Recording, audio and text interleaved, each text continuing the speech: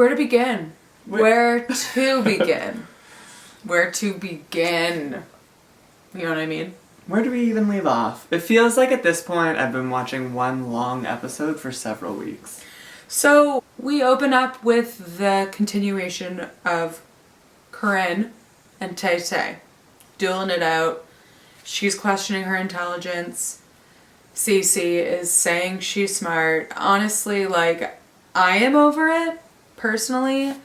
At the end of the day, you're both stupid, is the thing. At the end of the day, We're splitting hairs and finding out that there's not a molecule between you. That's right. I mean, though Taylor has the most respectable job, I would say, self-starter.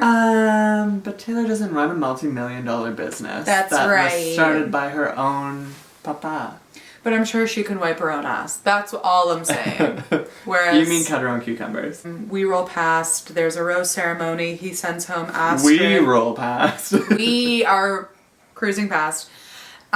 He sends home Astrid and Sarah. Honestly, I don't remember either of them. Who and who? We are going on vacation, which we're all super jazzed about, and they're going to big old New-O, home of Ellen DeGeneres. Shaved Ice. Also Skeleton Key starring Kate Hudson. I was super psyched because New Orleans is dope. And, yeah, it is a good vacation spot. And like, I know that this isn't related to where we're going, but I just want to throw it out there. Please. Shark Girl, like, I don't want her to win, but I do want to see her travel the world. I'd like to see her in Japan. Yeah. I'd like to see her in Nepal. Like, truly, wherever... Uruguay? Like, wherever one goes, I'd like to Paris? see how she takes in the culture. I would love to see the two of them on a day trip to Paris, like, doing romantic things, but not being romantic with each other. I see her, like, taking a baguette, putting it in her shirt for some reason. Right. Me too. Something with, like... Yeah. Just like a... Just piling it in. Like almost tucking her pants in here and just like stuffing it with carbs. Yeah. Oh, we get catapulted into the one-on-one date. Rachel goes first. Cheers. Yeah. Some would say I blacked out during that time. I would say I blacked out during that time. Mama's got a drink. So yeah, they are in New-O. I mean, it's fine. Rachel has it all. I want her to do well. She's amazing. I love her, you love her, we all love her. He eats a vignette. Now let's catapult ourselves into the craft. That's all I care about. And truly what I like to focus on is like supernatural, the other side. You know what I mean? Like these are things that I personally really care about and I feel like our viewers at home do as well. Yeah. You're right. So listen. Throw in some witchcraft, a sidekick, a card reading. Listen, like let's list movies that Ouija board. Inspired me in my youth. Exactly. The Craft, Teen Witch, okay? It's really the only two. Sabrina the Teenage Witch, specifically the computer game. That's very niche. If anyone else can relate, huge for me. So they go into this haunted house. Haunted house of sorts. It is a plantation, I would say. Yes. Haunted by May. Yes. The ghost. Yeah, the ghost of May. So there are 10 women on this date, but Nick says it feels like there are 11 with the spirit of ye old. And May she rest in. Yeah. Peace? I don't know. Like, I'd be pissed if a reality show came and, like, took a deuce on my place of sleep. Eternal sleep, you know? Yeah. But...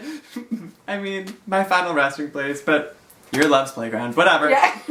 Go ahead. Also, I just like to divert for a quick second into the, like, heavy allusions to Beauty and the Beast. Like, the rose for the date is under a bell jar. And it's, like, for the first time, completely vertical. Like, that's new. I want you to tell me your thoughts on Josephine with the Ouija board. Okay. As a youth, I know that we're not really supposed to talk about personal things. We're merely here for the recap. I get it. But we are actually people with stories. We only understand things through our own lenses. That's right. And I feel like maybe you'd want to know a little bit about me. So, in grade 7 and beyond, and to this day, and last week, I was like ass deep into Ouija boards. I think my house is haunted. I think most homes are haunted. Creaky floors in my basement are a thing. Even with the renovation, I hear whispers of the past. Moaning. So they start with a Ouija board and I'm like, okay, right off the bat, which one of these basic hoes is more likely to move the pointer? You know what I mean? Because there's always one person in that group that moves it themselves to make a story happen. Or out of fear that the ghost is too scared to speak up at that time. I'd argue my thing, but your thing could also be on True. the menu. Yeah. So if the ghost isn't pooping, someone's a scooping. So I argue that Josephine is the one with the heavy hand. She's a pusher. Yeah. She pushes people. For sure. They're like, it's going to D. Nick's like, someone's pushing it. Before anyone can make those allegations, I mean, I would have spoken up right away, but anyways, the lights turn off. Okay, my issue is all of these things happen and it's just like very hyper supernatural. Right. And a part of me is like, okay, the poster Chandelier just fell from the ground. Does Elon Gale step in and like cut these, like, you know what I mean, and like rattle the things on a string, like, yeah, when does he step in and when is it real? And that's something I want to know. And I know everyone at home is like, oh Sam, you're so dumb, like obviously shit's all fake, like producers and PAs are just like gasping for air in these like dark hidden corners and like rattling the bookshelves like the second they walk in and then like scurrying away. But to me, I felt like it was 15% of it was real. I mean, I don't know. Yeah. I know I'm overreacting, but like I really, like the more, at first I was like, the this lights shit's cut dumb. out. Yeah. Lights cut out, that's clearly like them at work. Actually, I need to describe to everyone else exactly how this went down because Please. So things were happening, like they're playing with the Ouija board. Sam's like, this is stupid. Like, this is fake. I'm a believer and I don't believe in this. The lights go out, Sam's like, it's real, there's a ghost. So basically, he has his dialogue with each of the girls, and I actually started to realize that he doesn't touchy with some girls and really like lays it down Week with some. 5, he's like, I've had enough of many of you. Jamie, why are you even around? Yeah. Like, So- I don't want to be rude. She is a bisexual. I feel like the lady phase of her life isn't over. I get that vibe as well, like all these broken-hearted girls, it's like prime real estate. You For know? sure. For sure. She can write a book. Is that offensive? I never liked him anyways. Jamie, you can borrow that. Yeah. Well, yeah, he gives the rose to the girl that he went on the first one-on-one date with, who has a southern twang, the prenatal nurse. Take a brief turn off into nowhere land. So I was looking at social media the other day. Did you see that Corinne and Olivia were hanging out together? Guys, the villains are all friends. Yeah. Her and someone else. That other girl whose name I'll never remember. She's from too many seasons. Like, that part of my brain has already been deleted, wiped, and ready to be refilled. Right, but the point is that those three are like hashtag the villains. Like, they have like branded themselves like hanging out because like everyone hated us, and like I gotta say, it's pretty good stuff. Yeah. He gives a rose to that blonde bitch, and like I'm a bit surprised. I thought he was gonna give it to Raven. Yeah, she also spilled that she loved him. Yeah. Too soon, though. Too soon, but she took it with grace. She was just like, whatever, I said it. I must have felt it in that moment, like, cheers. We move on to 2-on-1. The dreaded 2-on-1. To me, it's my favorite part of the date of the season. I do sweat the most when I watch it, and it's always high stakes. They use survival as always a theme. It's just like, there is danger involved. They're stranded, there's bugs, there's animals. They just show carcasses for the fuck of it, and I love that. Right. And again, there's like the theme of tarot cards and psychics and like voodoo priestesses. and ridding yourself of auras that are negative. Like, these are things that I enjoy. Practice witchcraft, I get it. Whatever, maybe I was a witch in a past life. Maybe a psychic told me that recently. I don't know. She did.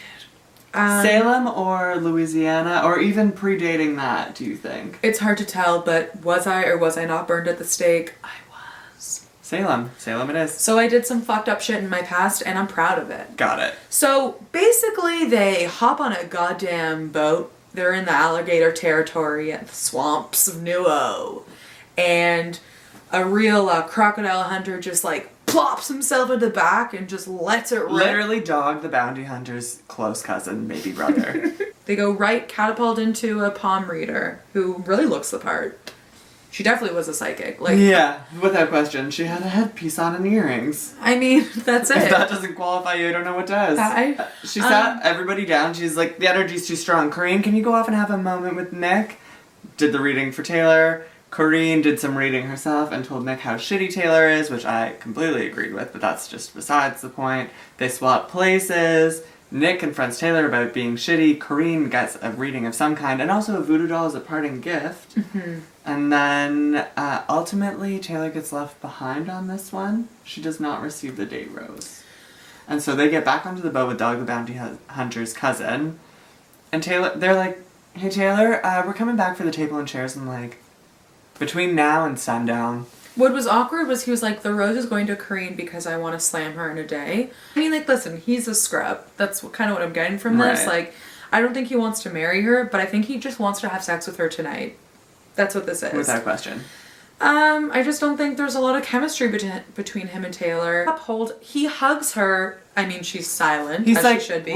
we're gonna go. Like, you're good here, right? 3 steps onto the boat. And then he just like doesn't look at her at all. At all. While he's floating away with Corinne. She's just like sitting there like this. 2 kilometers an hour. It's 4 slow. miles an and he's hour. literally like... He's like, I loved being here with you today. And then he made out with her during the boat ride home, and I was like, what's happening? Like, shouldn't he feel like... A little bad? A little bad, just a little unsettled and not like right away just like diving ass deep into this bitch. Right.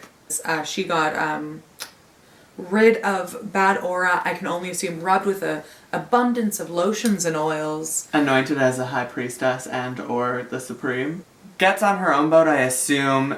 Nick and Corinne are enjoying their dinner hour portion of the night. They're not really saying anything to each other, just speaking in empty sentences, while Taylor, like, The Walking Dead's it all the way over to their date somehow. And I know the confrontation's going to be probably a little anticlimactic. Because we're thinking this is headed towards a double elimination. Mm-hmm. And with that, we leave you with a to be continued. Of our own. Of our own. Subscribe. Please subscribe. Please do. We don't know what's going to happen with the more subscribers, but... Not a clue. We're willing to find out. We've been asking for this long, why stop?